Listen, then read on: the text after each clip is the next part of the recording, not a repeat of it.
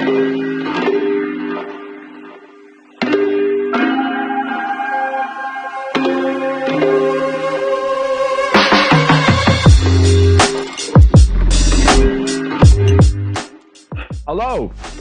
and welcome to episode 1 of the Bad Boys Doing Good podcast.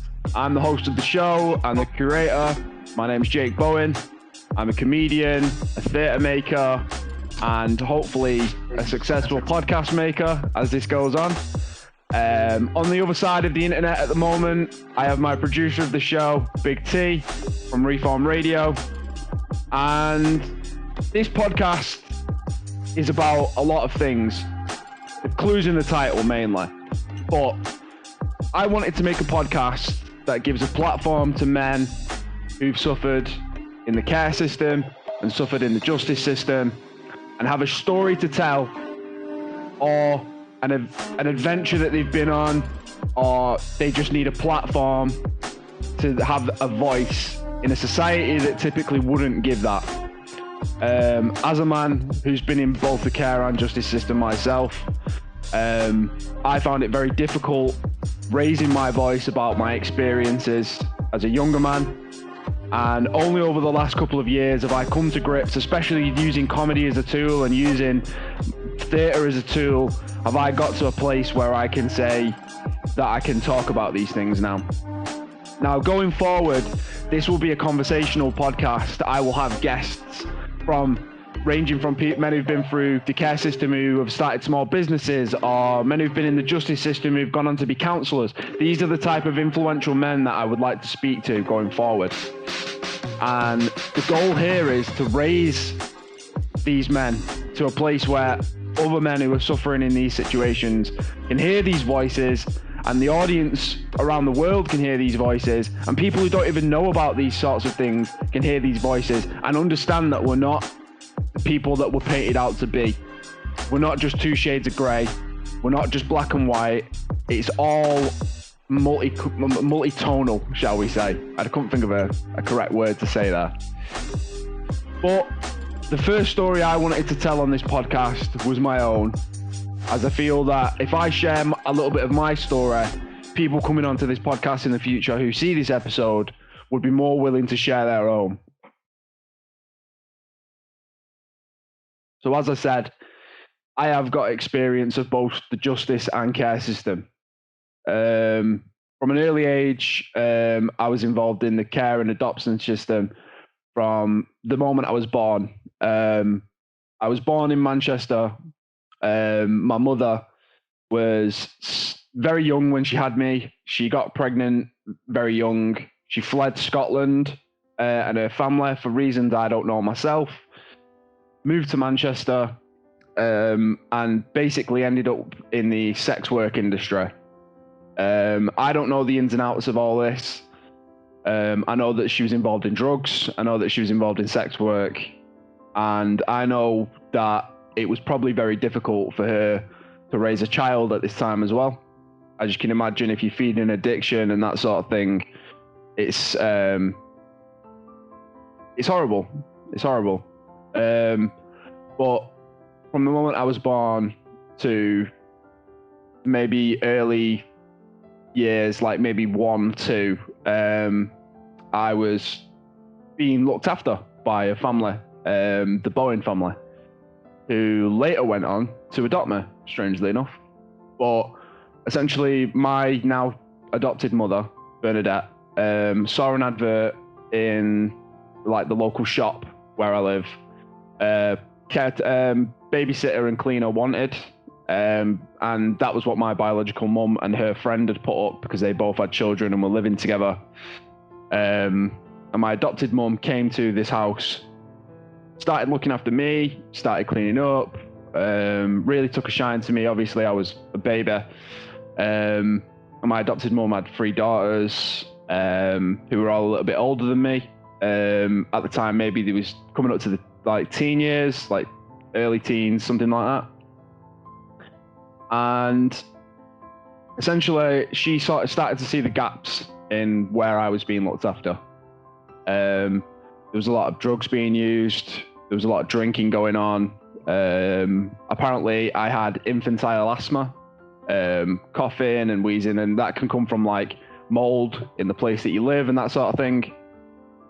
And as you can imagine, if you're an outsider coming into this household, seeing this as a first-hand perspective, my adopted mum was scared. She and rightfully so. So she reached out to social services, and basically they said they couldn't do anything. Bear in mind, I was born in 1993. The times at that point were jagged in terms of social care and all that sort of thing, and the rules weren't fully up to, like in the modern world now, where there's interventionism, where people can step in and take people away. At that point, there was still a grey area where that can be done.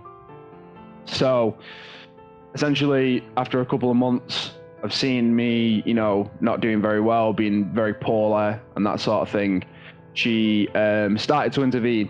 She started to take me to her house, my adopted mother. And my adopted dad took a shine to me. My adopted sisters took a shine to me. And basically, my biological mother wasn't too happy about this. There was a lot of back and forth, and she'd go missing for long periods of time after leaving me in the care of my adopted parents. And essentially what happened was she didn't like that. She thought she was being shunned out. Obviously, she was using hard drugs and all that sort of thing. And it came to a time where social services did step in. And that was when I was introduced into the care system. At the time, my adopted parents were fighting to get me back home. And for 3-4 years, it was a back and forth. I was here a little bit, and then I'd be back in foster care or care system. And then a couple of years passed by that. And then I got to around age 5, and the paperwork went through, and they was allowed then to formally adopt me after 5 years of constant battle back and forth. Obviously, it's not all plain sailing past that point. I knew, obviously, at that age that I was different. There was something strange about me that other kids could sense, and like I was in a school, and like they could tell that I was different, and like I was more quiet. I was shy and like a little bit reserved, and it took me a very long time to start expressing myself and be open with people. And I can remember even to myself now, when I was in primary school, and the feelings that I had of like looking around at these people and like knowing that their parents were their parents, and having that sort of animosity of like, well, I whilst I have got a loving family now, like I had to fight for that. And I could tell that it was different, and I could tell that my life was going to be different. And it's only, even to this day, it's something that I still tussle with internally. And over the years, it become increasingly affecting of my mental health. As a young kid, I was really energetic, really boisterous. I was even very performative. Obviously, if you want to call it escapism, that was probably what it was, like playing characters and doing plays and all that sort of stuff, and being very happy to be someone else was the way that I describe it to this day when people ask me about it. And yeah, it didn't until my teen years. It was just something that could live in the background of my head, and then obviously high school enhances all this sort of stuff. But in high school, I became friends with a girl called Sarah. Best of friends, like sister and brother.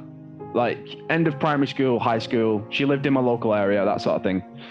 And it was only beknownst to me at that point that me and Sarah actually knew each other in the care system. So Sarah was in some of the foster homes that I was in, and then she moved back with her biological mom and that sort of thing. And we lived near each other, and we had a best friend, sister brother relationship. And over the years, me and Sarah grew together, and we shared the fact that like this was like something that we held dear. like we grew up different, but we've got each other, that sort of thing. And as I said, me and Sarah knew we was different, but we had each other. And high school, as you can imagine, for most people is tough. And I went to Fails of High School, which was supposed to be the nice school in my area, but turned out to be far from it. In the early 2000s, as you can probably imagine, there was a lot of gang violence, and there was a lot of like just in general, like I think the social media age had just started, and there was a lot of people doing things that were to gain them, popularity and stuff online. And in the first couple of weeks of being in high school, I actually got stabbed. And it was for one of those videos, happy slap videos or whatever you want to call it, on early camera phones, that type of thing.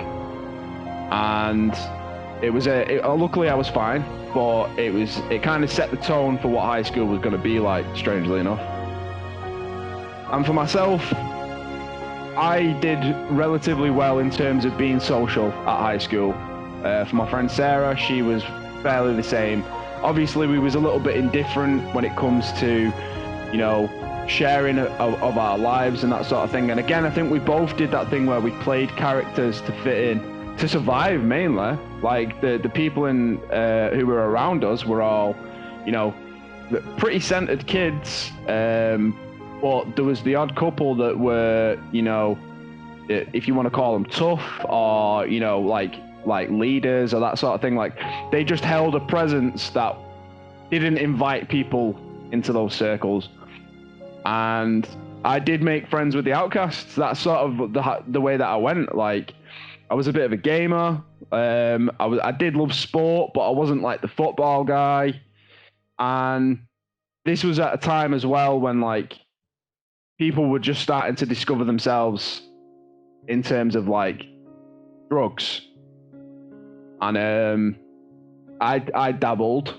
I tried not to, but as you can imagine, as a young dude, like peer pressure and all the rest of it, like I came to, and that was probably the start of where everything started to go awry. Sarah really got into drugs from as early an age as I can remember, like being like 13, where she'd be like smoking weed in between classes, and that was when we started to detach. Sarah got involved with older people who were into drugs, like 18, 19, when she was like 13, 14. And I tried my best to help. And I had this feeling in the back of my head that something was going wrong, and I wanted to try and stop it.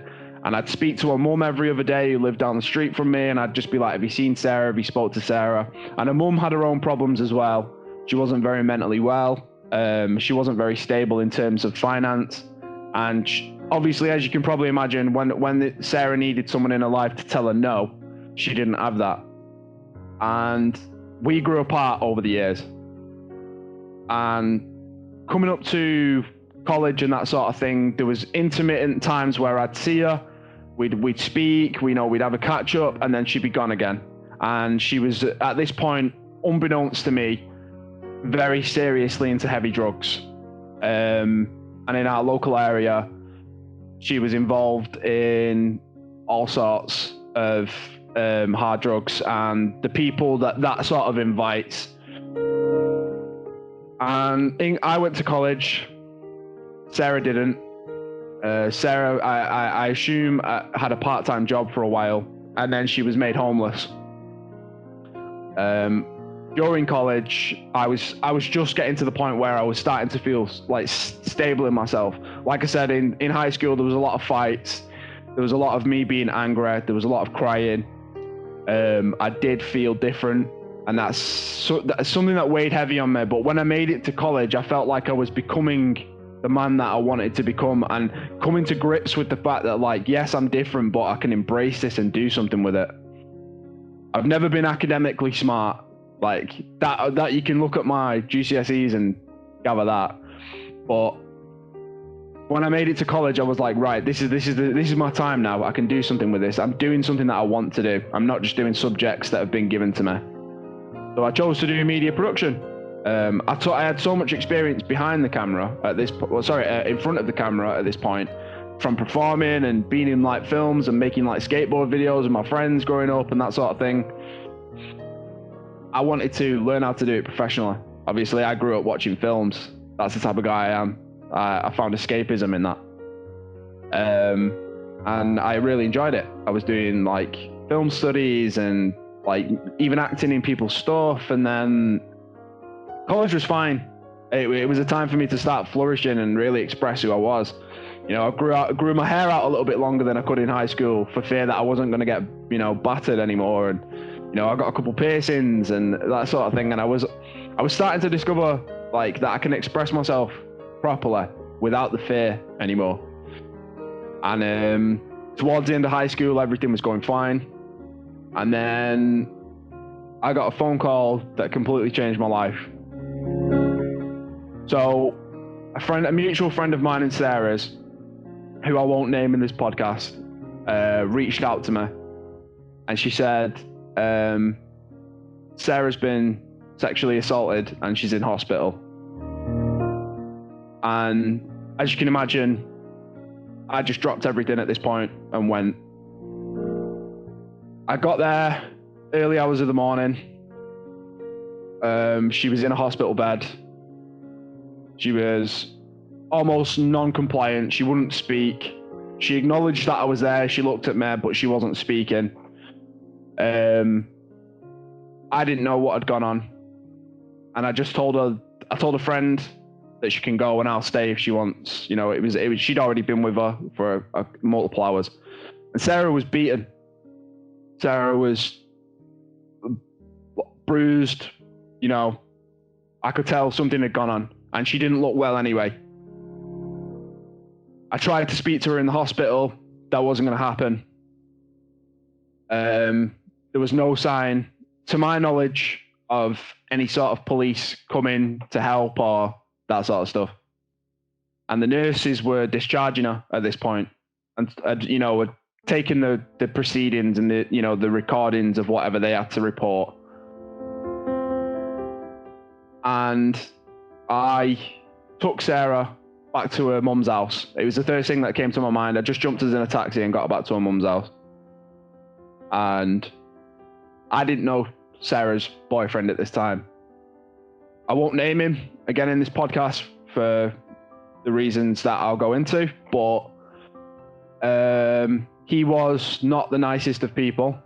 He was heavily involved in drugs and exploiting people in that sort of thing. He was a lot older than Sarah. Bear in mind, I was 16 at this point. Sarah would have been 17. He was mid-30s. And once I got Sarah to her mum's house, got in by a key under the mat, sat her down, gave her a brew, put her in a blanket, and said, we need to make some steps. I was like, we bring the police right now and we get this dealt with, or you can take a day, I'll stay with you, have a rest, try and collect yourself, and then we go to the police station in person, which at the time was like 10 minutes away from our house. Whilst having this conversation with her over a brew, someone started banging at the door.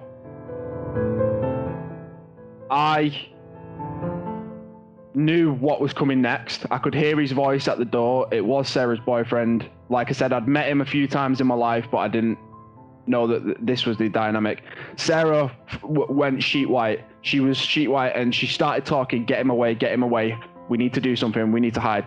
So I said, go upstairs and hide, and I'll basically answer the door and tell him that I've come here looking for you because I heard you got hurt, and then we'll go. I said, I'll take me and him and we'll go and look for you, and you can just stay in the house, so I could distract him, basically. Upon me walking to the door, Sarah had run upstairs, hid herself, locked herself in her mum's room. I opened the door, and straight away he come waltzing in, and he'd been drinking. He was probably on something at the time, And he just gripped me and put me up against the wall and said, "Where the fuck is she? Tell me where she is." There was a car outside with some guys in it as well. So I didn't know if it was his friends or he was, so what was going to happen next. So I said, "She's not here, man. I came looking for her. She got hurt." I tried to say it without panicking. And immediately he just looked straight into the living room. He saw the brew cups, he saw the blanket, and he started charging for the stairs. The long and short is he made it up the stairs and started basically trying to pull the door open. I've gone up and ended up in a tussle with him, trying to get him away. Sarah's crying on the other side of the door. We ended up in a physical confrontation where I was trying to get him out of the premises, and we ended up in a fight.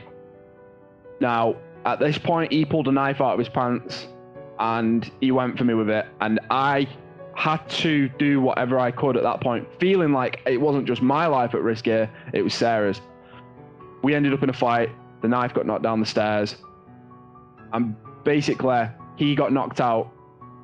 Now, when this happened, Sarah opened the door and came to his aid immediately because he was on the ground breathing strange and the fighting had stopped. She started screaming at me for leave, telling me to get out, and I did. I walked home. I won't lie, I was in a complete fugue state. It's never happened. To this day, I still don't understand what transpired. And within a matter of hours, the police were at my door. At this point, I knew that I was in trouble. Within a matter of a day, I was in custody, and then I was with a duty solicitor for which I've done a performance about this called plea bargain, but I only had a duty solicitor for just over 7 minutes. And then essentially I went into questioning and then into court, and then I was prosecuted for aggravated assault. Now, this happened mainly because Sarah mirrored his statement, and I didn't know when she was at the hospital that she didn't actually tell the nurses that she was sexually assaulted. So, in fear of what might have happened to her, she did this to protect a guy that was obviously a horrible person. Now, I was looking at 4 years. I was lucky in the sense that I only served 9 months. Well, this was at a time when I was meant to go to university. My next steps in life were planned out for me. I thought I had a grip on something. I had a part-time job. I was doing college. I was hanging out with friends. I had a girlfriend, all this sort of stuff, right? And out of nowhere, all of that became nothing. Finite, done. And I had to then figure out what I was going to do next. And I went into Stoke Heath prison. 9 months.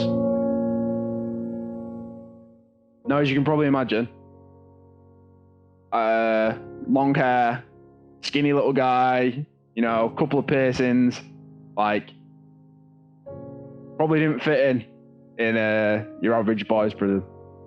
And that became apparent straight away. I didn't have a beard then. My hair wasn't as long. I wasn't as big as I am right now. I just kept my nose clean, shall I say. And anyone that's been involved in the justice system will know, prison brings out of you what you are. If you're a hard man, you're going to be a hard one in prison. If you pretend you're a hard man and you go to prison, you're going to be exposed.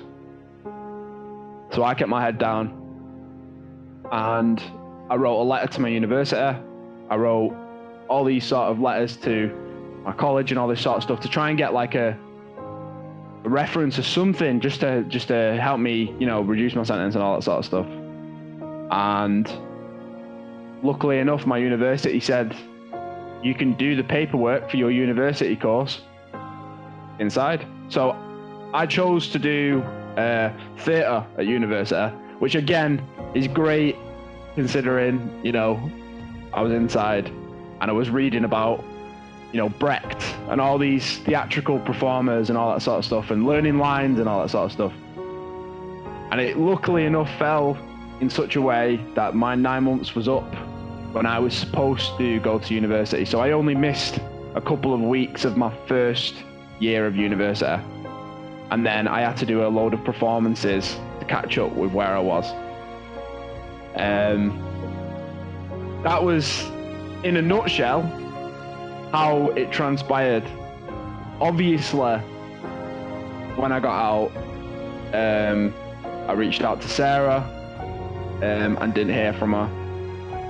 And I, tried to just start being normal again.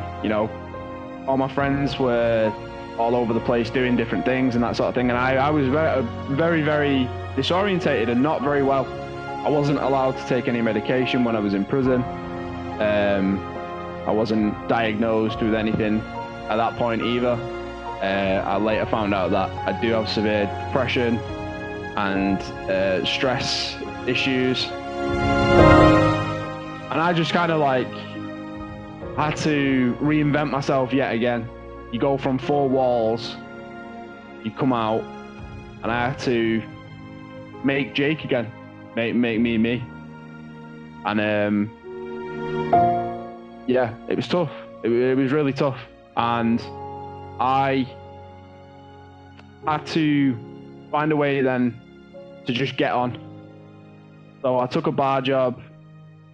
I, started living away, and I kept trying to contact Sarah. I made all my friends who were close to me came back and that sort of thing, and we proceeded onwards. I proceeded onwards as if nothing was going on. I was just a university guy. I didn't speak about it. Even though a lot of my university course was about making performances, the worst thing I could have thought of doing at that point was talking about my experience. Even though a lot of my work in theatre has been autobiographical, so talking about me, stories about me. But it was the way that I coped. And going forward, that became a lot easier to deal with. So when I'd finished university, I was severely depressed. I didn't know what I was doing with my life. I've never left the country. All these people around me are starting to go and travel and all that sort of thing. And I was just stuck in a social work job in a bad relationship. And, and I was just hoping, that something might go right. So I gave Sarah one last contact. I was just listen, I'm going to be back in where my parents lived for a while. I'm not doing so good. It'd be good to hear from you. And then within a matter of weeks, I found out that Sarah had actually passed away. She overdosed in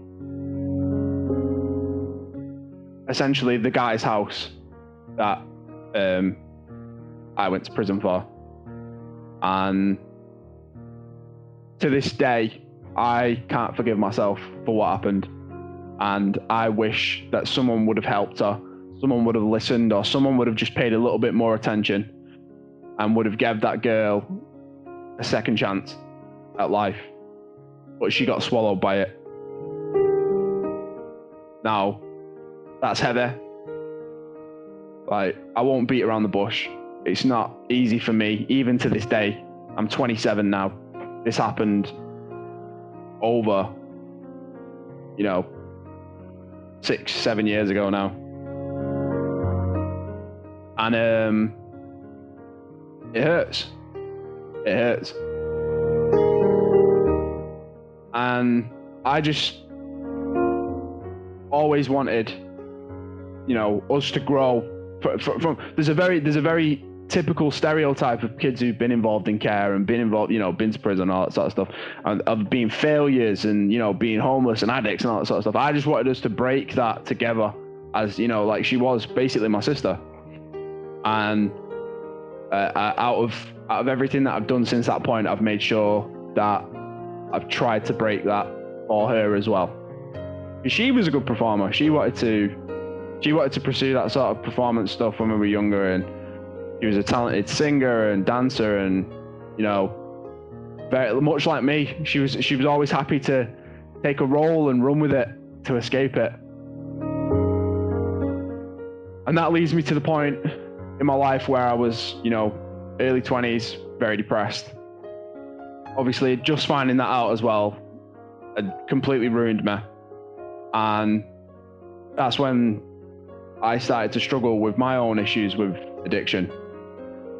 Now, obviously, it was anything to numb. I've always said that. With any of these sort of cases, it's anything to numb.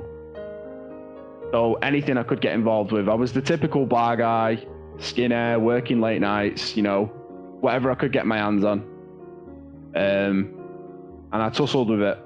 And I've never been honest about it. I've only shared it with a few people. And it's something that you tussle with forever. Once that I know Christians will describe it as like, once that demon's in you, it's in you for life. And the 12 steps programs and all that sort of stuff, that they work for some people, and it's everyone has to find their way through it. I couldn't at that age. Obviously, I've not had the easiest life in the world, but I was doing positive things and I was, moving forward. But like, there's always that little shadow behind you that's just always eating away at your psyche a little bit. And as I said, like, there was no mental health support for me. There was no leg up, and there hasn't been ever. Even at this point, I'd even considered leaving the whole ideas of getting into performance and all that stuff behind, and pursuing other things. I'd just given up. And now,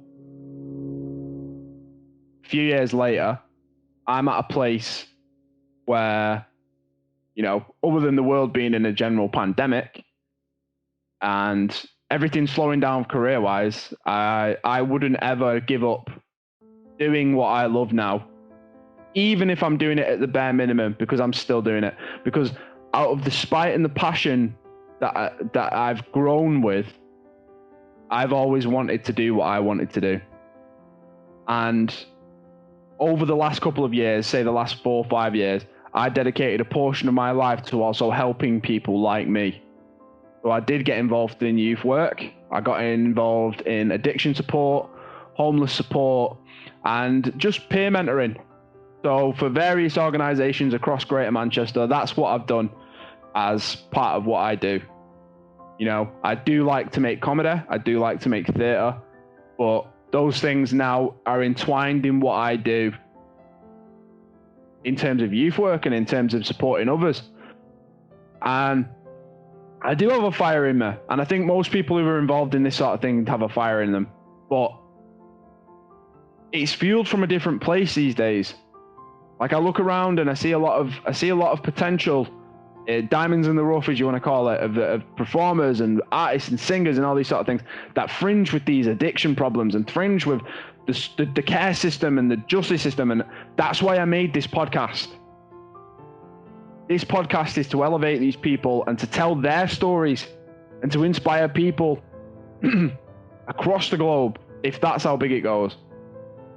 And when you're speaking from a place of love, no matter how hurt you are, other people recognize it. And this is the love that I want to show. I want to have people on this podcast that will sit across from me and talk.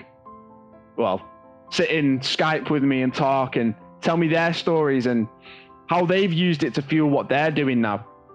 And that's going forward what I'm going to do with this podcast. My story is an ongoing thing, as will everyone who comes on this podcast be. I still tussle with my own demons today. I'm not a liar about it. I'll be brutally honest. But this podcast is called Bad Boys Doing Good. And I always will continue to do good as long as I've got blood flowing through my veins and I've got a pulse. And that's when I leave this open now to the rest of the world. Bring me people, men who've been through the justice and care system, who've got an inspirational story or want a platform, and let's talk. This has been episode 1 of the Bad Boys Doing Good podcast. I'd like to give a big shout out to Big T over the other Skype sphere at the moment.